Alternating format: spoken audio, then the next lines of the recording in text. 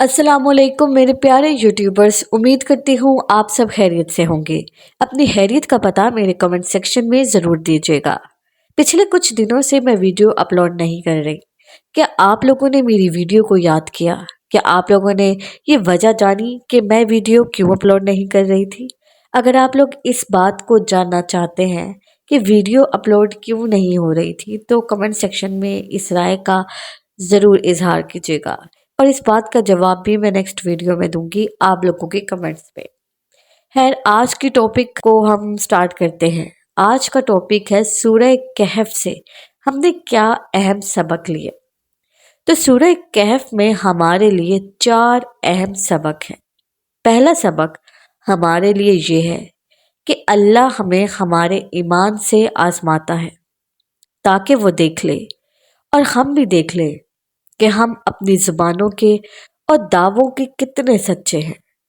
और फिर जब हम इस आजमाइश में साबित कदम रखते हैं और डगमगाते नहीं, तो अल्लाह ऐसे तरीकों से हमारी मदद फरमाता है जो इंसानी समझ से बाहर है।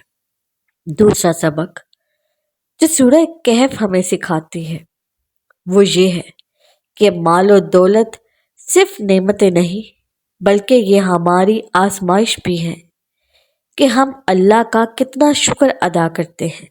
हम कभी भी ये नहीं भूलना चाहिए कि दुनिया में जो भी खैर है, जो भी भलाई हमें मिलती है, वो अल्लाह की तरफ से मिलती है।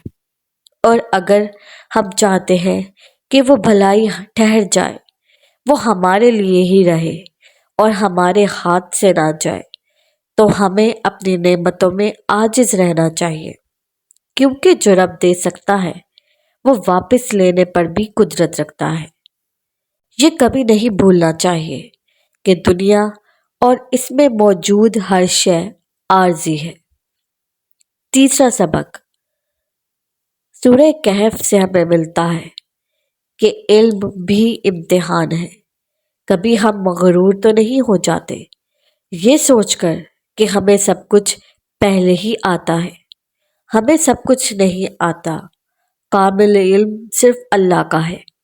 हमारा इल्म बहुत महदूद है और इतने से इल्म के ज़रिए हम अल्लाह की हिकमतें और मसलहतें नहीं समझ सकते। इसलिए हमें अल्लाह के फ़ैसलों पर तवक्कुल रखना चाहिए, क्योंकि हो सकता है जो चीज़ हमें बुरी लग रही हो वो असल में हमारे लिए अच्छी हो, और जो बुरी है वो असल में हमारे लिए अच्छी हो। चौथा सबक कि ताकत भी अल्लाह की तरफ से आजमाइश होती है। वो जिस इंसान को ताकत देता है उस इंसान को इस बात पर आजमाता है कि वो इस ताकत को इंसाफ के लिए इस्तेमाल करे या फिर कमज़ोर को कुचलने के लिए इस्तेमाल करे। नीज़ हर शय हमारा इम्तिहान है। ये चारों मुख्तलिफ कहानियाँ हमें एक ही सबक देती है, और वह सबक ये है कि हर चीज़ अपने साथ टेस्ट लेकर आती है, और इस टेस्ट में बस वही पास होता है जो अपने रब को नहीं भूलता, क्योंकि इंसानी फितरत ही ये है कि वो नेमत अता हो जाने पर सरकश हो जाता है और अपनी हदूद भूल जाता है, और उसकी ये हरकत उसे फना कर देती है। मत भूला करें कि नेमतें अपने साथ बहुत सी जिम्मेदारियां लेकर आती हैं जो हमें पूरी करनी है।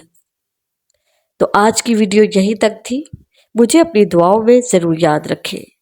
अल्लाह हाफिज़।